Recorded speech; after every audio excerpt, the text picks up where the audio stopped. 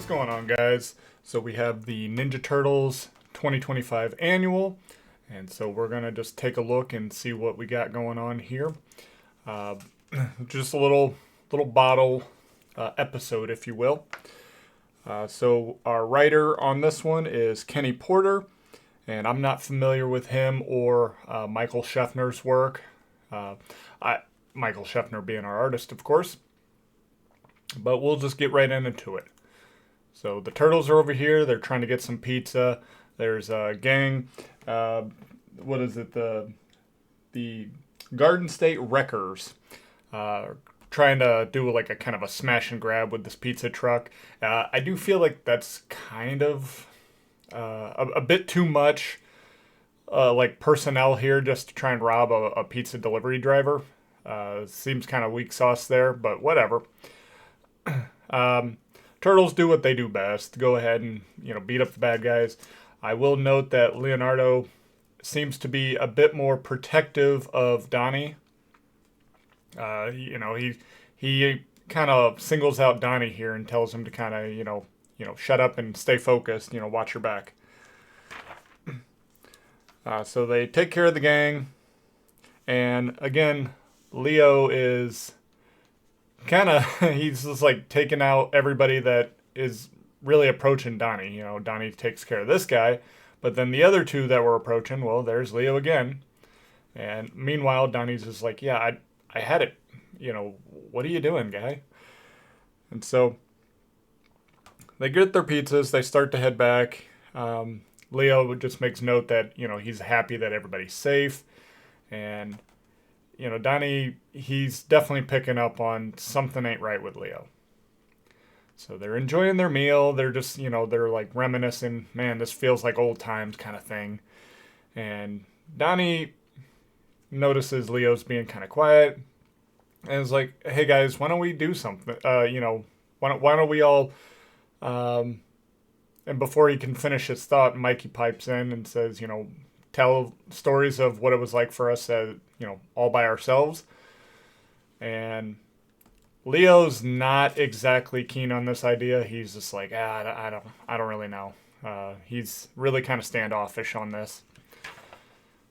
And Donnie's like, no, I think we ought to do that. Raph brings up, well, I thought Splinter told you everything, which Donnie's like, well, it was kind of just broad strokes, no real details. Plus, I'd like to hear it from your guys' mouths anyway.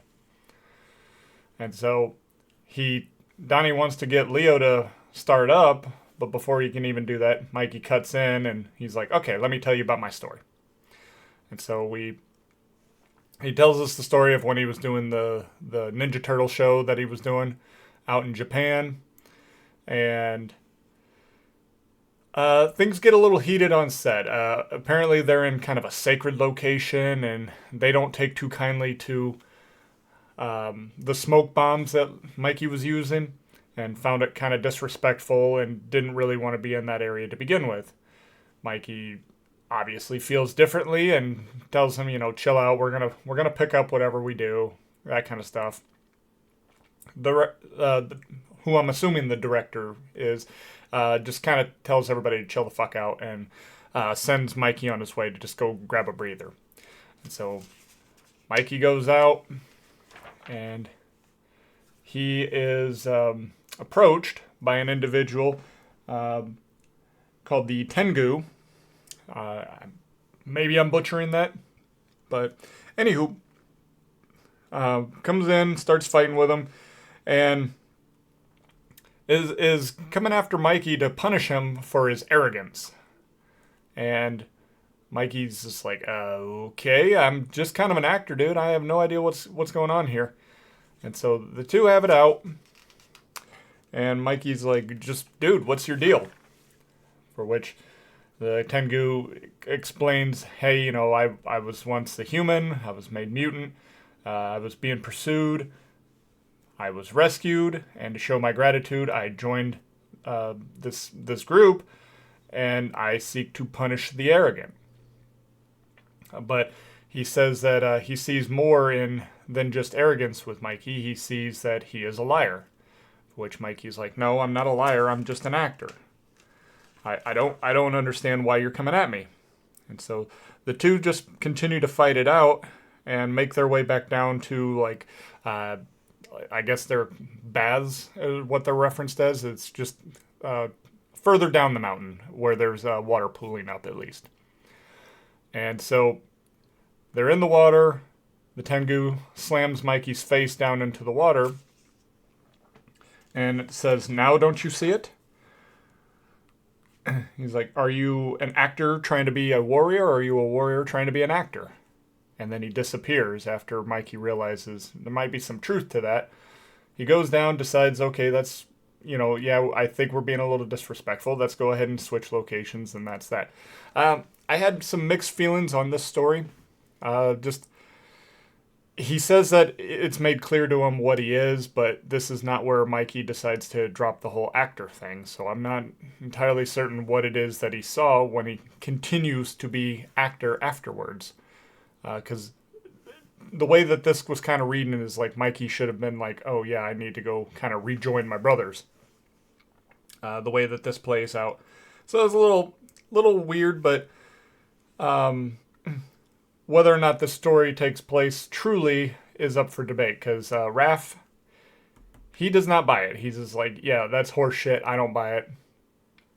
Donnie tries to get Leo back involved and tell his story, and Raph's like, no. And after that bullshit story, I got a good one for you here. And then he basically is just talking about his travels all over the states, and we just see like little pictures of him fighting everybody. That's it. That's all this story is.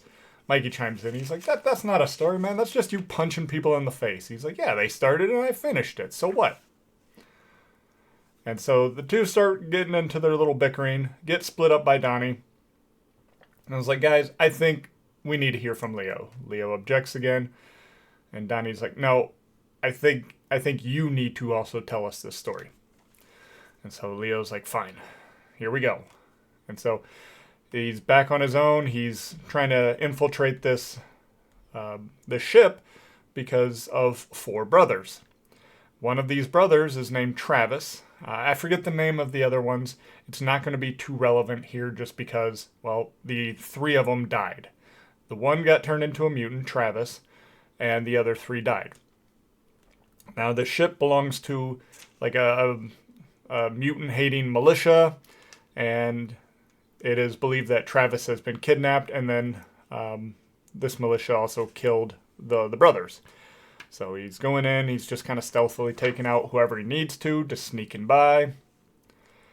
He spots a few of the militia guys just kind of training up and stuff like that.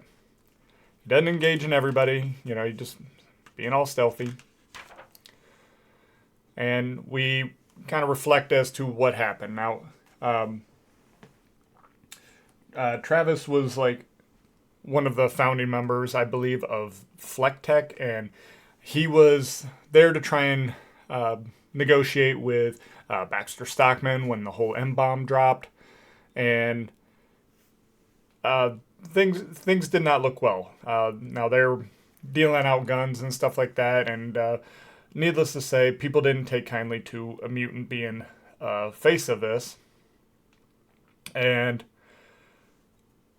his brothers try to like console him and stuff like that, but then shortly thereafter, after events of them trying to put a positive spin on the whole mutation thing, Travis goes missing, and the brothers end up dead.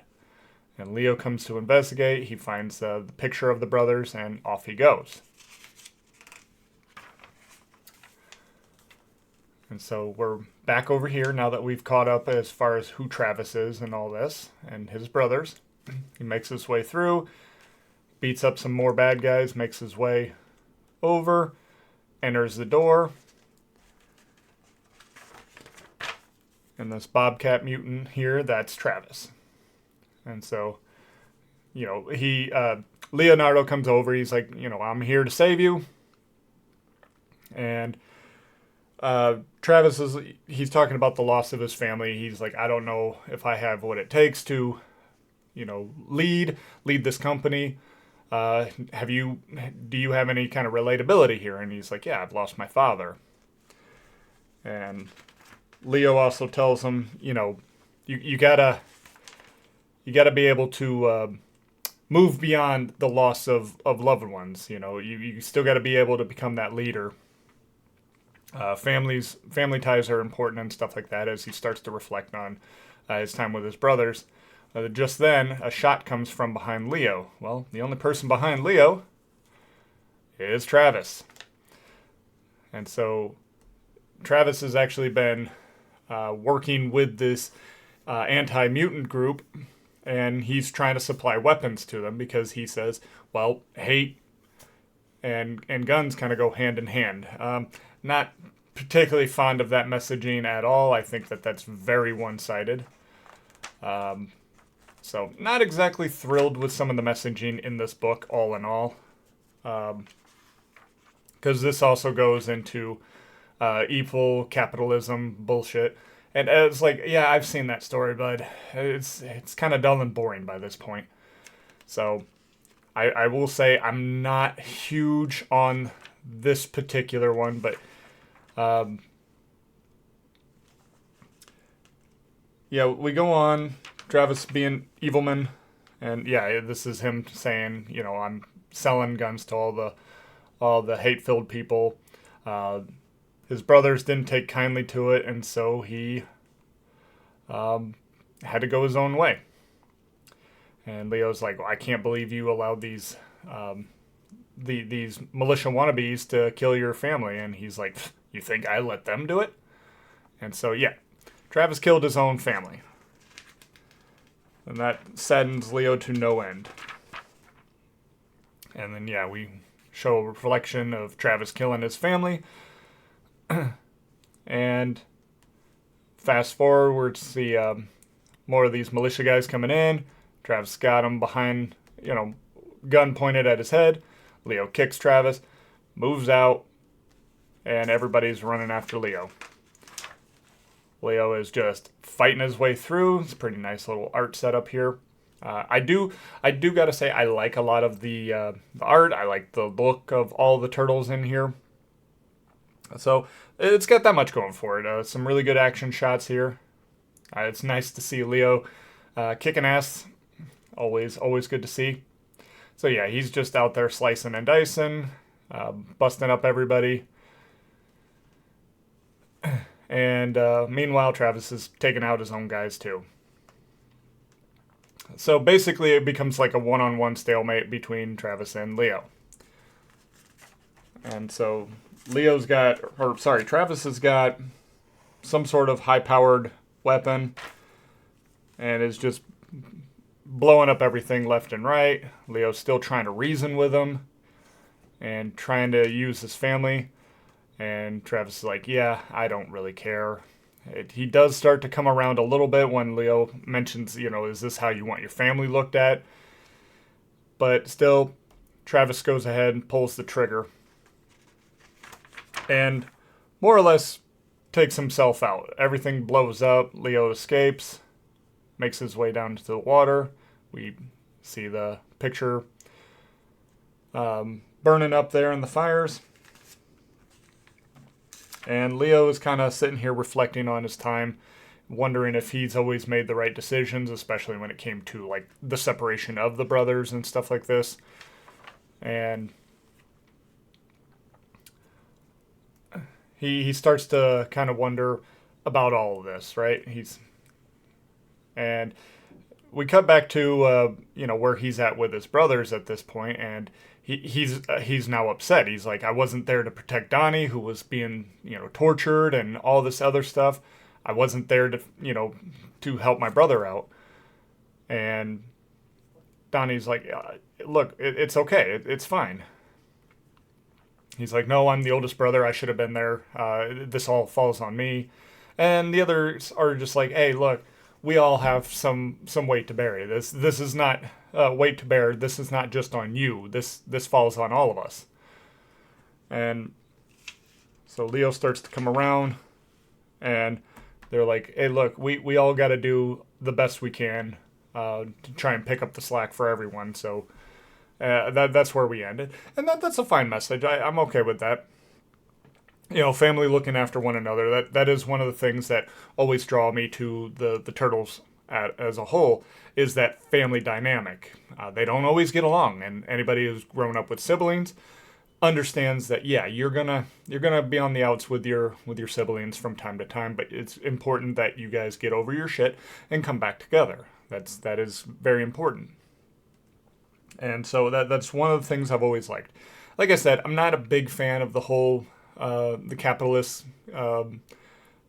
entrepreneur is like the evil man. It's just something I've seen time and time again. I'm like, I'm cool with it, but it's just, as an idea, but it has just, I feel like I've been oversaturated with it, so it's just, it becomes kind of white noise after a while. Um, Otherwise, I mean, it's fine. It's a fine story. It's probably a 7 out of 10 for me. The art is spectacular, or at least very good. I might be going a little above and beyond to say spectacular, but I do like it, is what I'm getting at. We have some really good stuff here. Um, I like the the idea of them just kind of for a quick issue, just kind of sharing what their life was like and stuff like that, whether truthful or not, and seeing some of their personality shine through in that. And I'm okay with Donnie not really having a story because, well, his is is not particularly font like um, happy. He's being tortured. We don't exactly need like an issue set on that when um, the earlier issue, I think it was 4, kind of was showing us enough of that. We got plenty of that. So yeah, I'm not thrilled with some of the messaging here, but otherwise I'm a okay with this book as a whole. And I'm still very much in on this series as a whole. Um, it's not the weakest by any means, and certainly not the strongest either. So it's just kind of helping bolster the rest of the series.